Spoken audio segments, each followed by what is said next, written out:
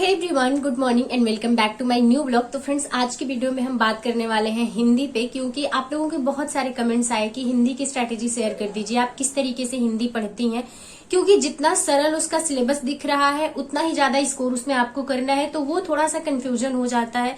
और आप जब भी नॉर्मली क्वेश्चन पेपर लगाते होंगे तो उसमें आपका अंडर 50 ही रहता होगा, तो इस वजह से थोड़ा सा प्रेशर क्रिएट होता है। क्योंकि आप कोई भी टीचर से बात करेंगे, किसी टॉपर से बात करेंगे, हर कोई यही कहता है कि सिलेक्शन आपको लेना है तो आपको 55 कम से कम होना चाहिए, तभी जाके आपका सिलेक्शन होगा। और हिंदी इसमें सिलेक्शन में बहुत इंपॉर्टेंट रोल प्ले करती है। बहुत बच्चों का जीएस में आपने देखा होगा कि थोड़ा कम मार्क्स रहता है, चलता है, लेकिन हिंदी में वो अच्छे मार्क्स गेन करते हैं, जिसकी वजह से उनका सिलेक्शन हो जाता है। कहते हैं कि इस एग्जाम में हिंदी का बहुत इंपॉर्टेंट रोल होता है आपके सिलेक्शन में, और आप हिंदी को इग्नोर नहीं कर सकते हैं।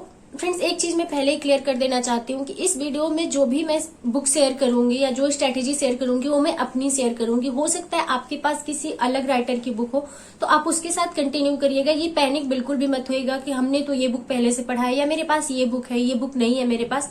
आप लोगों ने बहुत कमेंट किया, तब जाके मैं ये अपनी बुक और अपनी स्ट्रेटेजी शेयर कर रही हूँ आपके साथ। तो प्लीज आप लोग पैनिक मत होइएगा। हाँ, अगर कुछ कंफ्यूजन हो तो कमेंट बॉक्स में कमेंट कर दीजिएगा, मैं आप लोगों को वहां पे रिप्लाई कर दूंगी।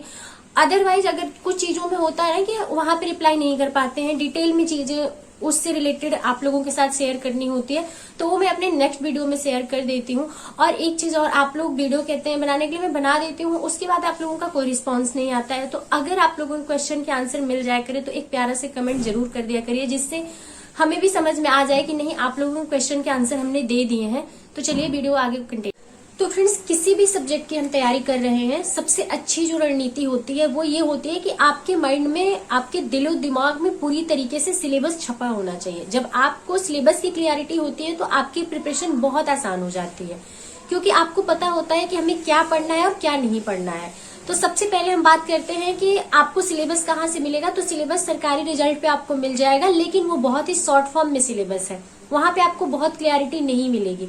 तो सारे सब्जेक्ट के सिलेबस हमने डिकोड करके वीडियो शेयर किया है आपके साथ। तो अगर आपने नहीं देखा है तो चैनल पे वीडियोज पड़ी है, आप विजिट करिए और वीडियो देखिए, आपकी एक एक डाउट वहां पे क्लियर होंगे सिलेबस को लेके। और साथ ही साथ हमने अपनी स्ट्रेटेजी की वीडियो भी शेयर की है, तो अगर आपने नहीं देखी है तो आप जाइए चैनल पे विजिट करिए, वीडियो देखिए। चलिए अब बात करते हैं कि हिंदी के सिलेबस में क्या है। हिंदी के सिलेबस में टोटल 6 पॉइंट है। सबसे पहले है विलोम। तो विलोम पे हम आ जाते हैं कि विलोम हमें कैसे तैयार करना है। क्या होता है, कई बार विलोम, पर्यायवाची, ये सब हम लोग बचपन से पढ़ते आए हैं। हम लोगों को लगता है कि ये बहुत आसान टॉपिक है, हम लोग कर लेंगे, लेकिन कई बार वहां पे हम क्वेश्चन अपने हिसाब से 100% कॉन्फिडेंट के साथ लगा के आते हैं, लेकिन जो क्वेश्चन में हमें बहुत कॉन्फिडेंस होता है वही क्वेश्चन आके रूम पे गलत हो जाते हैं। क्यों? सबसे पहली मिस्टेक हम लोग क्या करते हैं, विलोम पूछता है, विलोम पूछने का तरीका जो होता है, तत्सम का कोई वर्ड दे दिया, पूछ दिया इसका विलोम क्या होगा।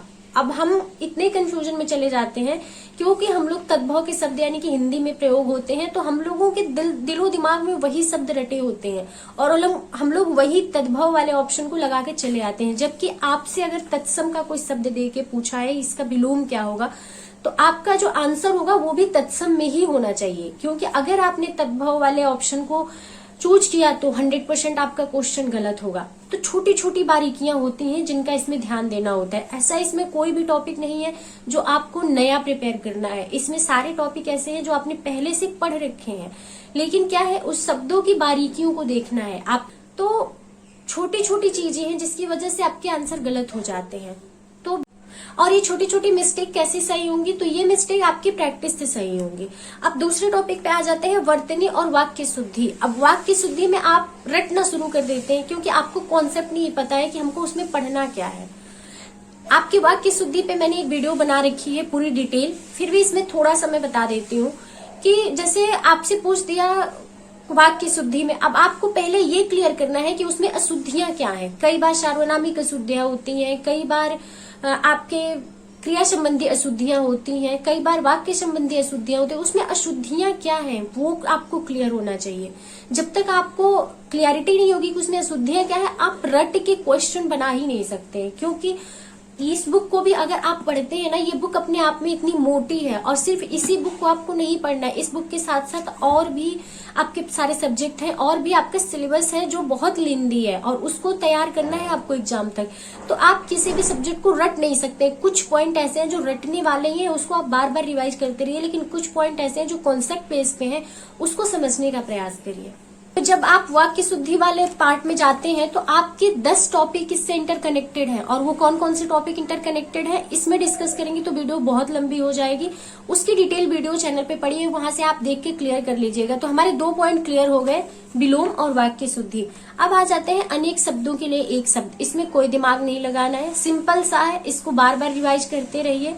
यहाँ से क्वेश्चन आपके बन जाते हैं, यहाँ से मैक्सिमम क्वेश्चन सही होते हैं। बस जरूरत है कि आप इसको पढ़ते रहिए, सोच के मत छोड़ दीजिएगा कि अनेक शब्दों के एक शब्द है तो हम यूं ही कर लेंगे। नहीं, आप इसको बार बार कम से कम आधे घंटे, जब आप सारे सब्जेक्ट पढ़ के थक जाइए, आपको नहीं मन कर रहा है कुछ समझने वाले, कुछ कॉन्सेप्ट बेस वाले क्वेश्चन पढ़ने के, तो आप इसको एक बार सरसरी निगाह से देखते रहेंगे डेली, तो एग्जाम तक आपका बहुत अच्छे से प्रिपेयर हो जाएगा। साथ साथ आप प्रैक्टिस सेट लगाएंगे तो वहां से भी बहुत सारी क्लियरिटी आपको मिल जाती है। क्योंकि कई बार ऐसा होता है कि हम क्या पढ़ रहे हैं हमको समझ में नहीं आ रहा है, मेरे दिमाग में कुछ भी क्लिक नहीं कर रहा है, तो हम जब क्वेश्चन लगाते हैं तो वहां से क्लियरिटी मिल जाती है। उसके बाद हम बात करते हैं तत्सम और तद्भव। तो तत्सम और तद्भव पे हम एक पूरी फुल वीडियो लेके आएंगे कि आपको पहचान कैसे करनी है। कुछ चीजें इसमें ऐसी है कि जो आप थोड़ा सा अपना दिमाग लगा लेंगे, थोड़ी ट्रिक का यूज कर लेंगे तो तत्सम और तद्भव के क्वेश्चन ज्यादातर आपके सही हो जाते हैं।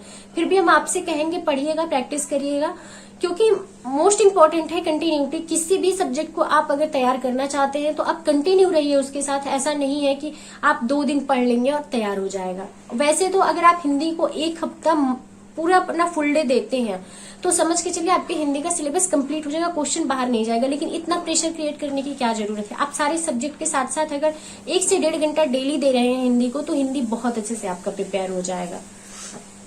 इसके बाद हम बात करते हैं विशेष्य और विशेषण की। तो विशेष्य और विशेषण, यहाँ से ज्यादातर क्वेश्चन गलत होते हैं। तो इस टॉपिक का ज्यादा से ज्यादा आप रिवीजन करिए, ज्यादा से ज्यादा इससे प्रैक्टिस सेट लगाइए। उसके बाद आ जाता है पर्यायवाची शब्द। पर्यायवाची शब्द में क्या होता है, अर्थ हम नहीं समझ पाते हैं, तो जब आप पढ़िए तो अर्थों पे भी फोकस करिए। आप ये नहीं कि रटते जाइए, इसमें याद तो करना ही है। पर्यायवाची शब्द एक ऐसा पार्ट है जिसको याद करना है, लेकिन गलतियां कहाँ हम लोग कर देते हैं, जब कोई शब्द आ गया उसका अर्थ ही नहीं हम लोगों को पता है कि इसका मतलब क्या होगा, तो हम पे आंसर नहीं दे पाते हैं, क्योंकि हमें पता ही नहीं कि इसका मतलब क्या होगा, तो हम आंसर क्या देंगे। तो आंसर पे फोकस करिए, उसके अर्थ पे फोकस करिए कि उसका मतलब क्या होगा। जब तक मीनिंग आपको पता नहीं होगी तब तक आप उसका आंसर नहीं लगा पाएंगे।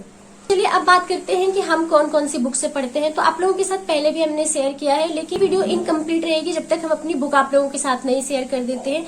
तो हिंदी के लिए अभी हम केवल 2 बुक पढ़ रहे हैं, वो कौन कौन सी है आपको बताते हैं। सबसे पहली है हरदेव बाहरी, जो कि लगभग एस्पिरेंट के पास होगी। अगर आपके पास नहीं है, किसी और राइटर की है, तो मैंने स्टार्टिंग में ही कहा आप उन्हीं बुक के साथ कंटिन्यू करिए, पैनिक होने की जरूरत नहीं है और कोई नई बुक लेके पढ़ने की जरूरत नहीं, क्योंकि टाइम आपके पास बहुत कम बचा हुआ है।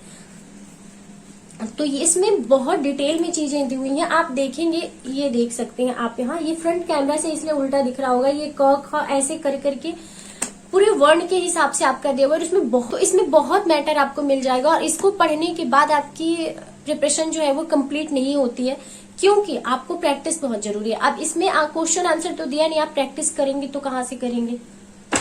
तो प्रैक्टिस हम इस बुक से करते हैं। ये देख सकते हैं आप, बहुत पुरानी बुक है और ये इसमें नंबर आप क्वेश्चन बहुत ज्यादा दिए हुए हैं, प्रैक्टिस के लिए पर्याप्त क्वेश्चन इसमें है। आने के बाद मार्केट से आप प्रैक्टिस सेट ले लीजिए, बहुत सारी कोचिंगों के प्रैक्टिस सेट बिकते हैं, आप वहां से प्रैक्टिस सेट लेके लगाइए, आपके जरूर मार्क्स इंक्रीज होंगे, आपको जरूर दिखेगा कि नहीं मेरी मेहनत पेपर पे आ रही है, तो वो वहां से आपको मोटिवेशन मिलता है। आपको लगता है अगर 2 नंबर भी इंक्रीज होगा, आपको लगेगा कि नहीं मैं सही डायरेक्शन में जा रहा हूँ, कि अंदर से मोटिवेशन आएगा कि हाँ अब मैं कर सकता हूँ। लेकिन जब तक आपको क्लियरिटी नहीं रहेगी, आप बहुत सारे मटेरियल के साथ वर्क कर रहे हैं, तो उसमें आप फ्रस्ट्रेटेड हो जाएंगे, आपकी तैयारी इनकम्प्लीट ही रहेगी एग्जाम तक।